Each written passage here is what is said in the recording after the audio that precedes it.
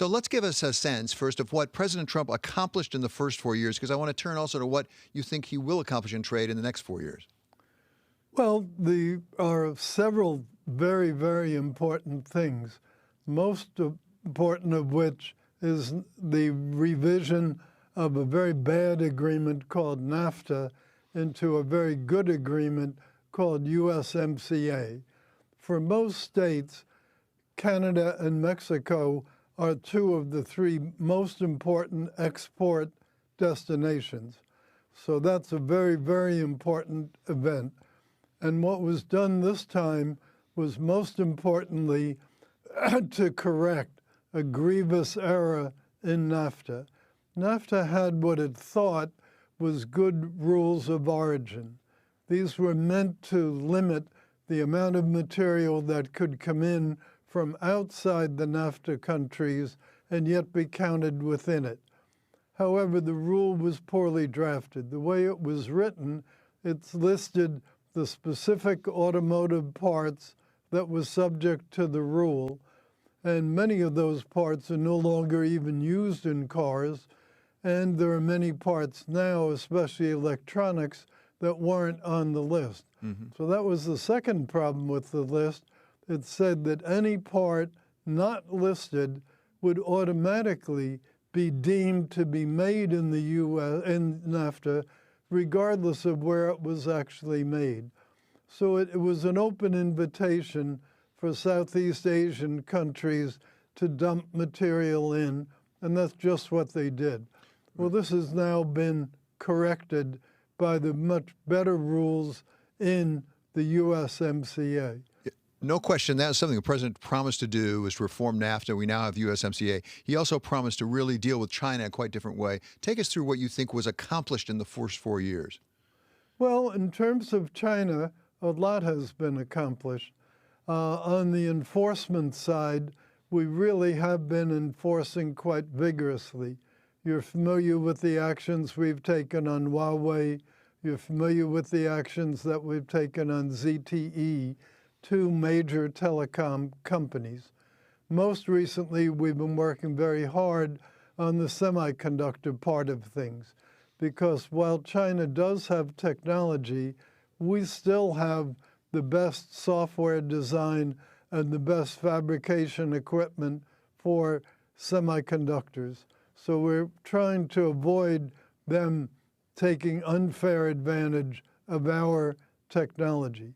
Technology is really important because while protecting things like steel and aluminum help take care of today's world, technology is tomorrow's world. So that's a big deal. Very recently, we put on the entity list of 500 companies since 2017. Awful lot of those are Chinese companies, and that's because they are the ones that seem to be doing the most to violate sanctions, to violate human rights, and most recently also to create problems in Hong Kong. Right. So that's been a big, big series. And then, of course, you have the tariffs, the Section 301 tariffs that USTR imposed on China. So the cumulative effect of all this is enormously greater than the long-term cumulative effect of everything that had been done pre-Trump. So, Mr. Secretary, speaking of China and technology for the moment, we have the TikTok issue that is pending, as I understand it. Yes. And there are various companies now who have expressed an interest. I'm told Microsoft, Walmart, and Oracle have all expressed an interest. As you look at these possible alternatives, what are the criteria you use in deciding which, if any of these, make sense from the U.S.'s point of view? Well, the fundamental idea is that we don't want detailed personal information on all of our teenage children who are the main users of TikTok. We don't want that information to become part of a big Chinese database to use to infiltrate our country. So that's the principal objective. Whether it should be Microsoft or Oracle or someone else, that's really more for the private sector to decide.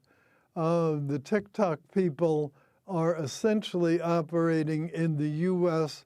and a couple of other non-Chinese countries. TikTok, as I understand it, does not really operate in China. So there'll be no particular impact on Chinese apps as a result of whatever we do with TikTok. My own personal preference would be to have TikTok acquired by one of these American companies. And I think that would have the fringe benefit not only of helping from a national security point of view, but creating more competition in the areas of Facebook and social media. That's a healthy thing. Competition is a very good thing. That's kind of what makes American industry thrive. Mr. Secretary, as you think about a second four-year term for President Trump, there's a lot of concern that we may be entering into what some people call a tech Cold War with China. Do you believe at the end of 4 years with President Trump still in office, we would be more disengaged with China when it comes to technology?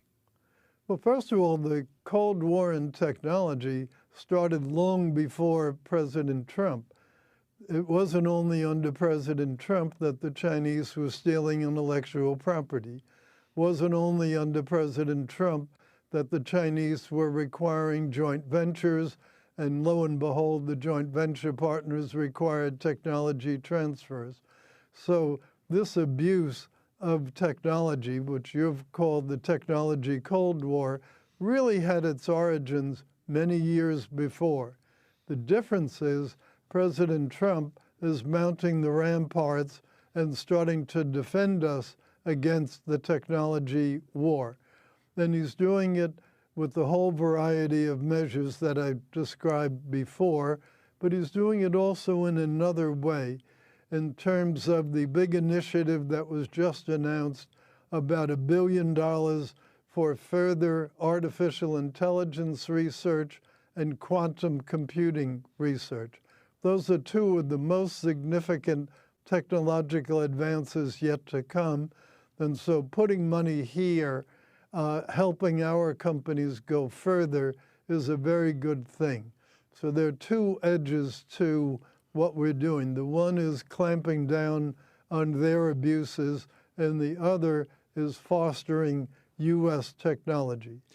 As I think you know, we've been helping to propagate in the Congress Senator Cornyn's legislation relating to semiconductor funding so that we can bring more fabs back to the U.S. I hope the Congress will go along with that when they go back into session. And if they do, that'll be a very, very good thing for America. On Bloomberg Television and Radio, we are talking with the U.S. Commerce Secretary Wilbur Ross. Secretary Ross, one of the things that we have heard a good deal out of the Trump administration is the fact that the coronavirus originated in China. There is a lot of concern that they were not forthcoming in disclosing what happened. A lot of blame and finger pointing, let's be frank. Is there any serious contemplation of possible sanctions against China coming out of the coronavirus and how they handle it? We've seen sanctions from the Trump administration in other situations.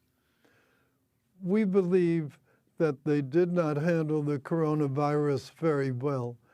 Nobody knows right now whether the original outburst was something deliberate, was it leakage from a laboratory that was inadvertent, or how it exactly started.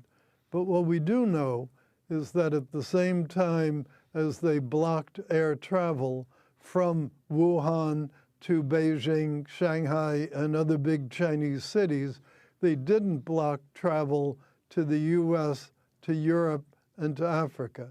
That was a deliberate decision, and obviously that contributed mightily to the spread of coronavirus to the United States. Second, they've not been very forthcoming to our health authorities about what was actually going on over there. And in fact, as I understand it, they've now prohibited their virologists from doing joint papers with American virologists trying to sort through coronavirus. So those are not very helpful things. There's also some severe question as to how forthcoming they were in their relations with the WTO.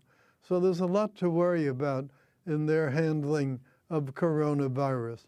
But be that as it may, It's pretty clear on a national basis that incidence of new cases is coming down quite a bit. Had been up around 76,000 on a 7-day average. Now it's down under 40,000. So it's still too many, but direction of change is a very good one. Plus, every day we're having announcements about a potential cure. Every day we're having announcements about a potential vaccine. We're going to get there, and we're going to get there pretty quickly. We will get this ugly monster under control. And the decisive action taken by the president, both cutting off travel to China early on, despite the objections of Nancy Pelosi and Joe Biden, was a very wise thing. That undoubtedly saved hundreds of thousands, if not millions, of American lives.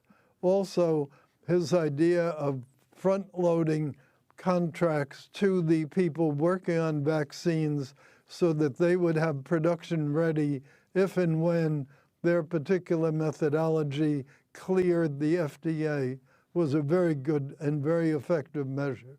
And the third thing he did that's also consistent with his deregulation policy is he greatly shortened the amount of time it takes FDA to approve new protocols.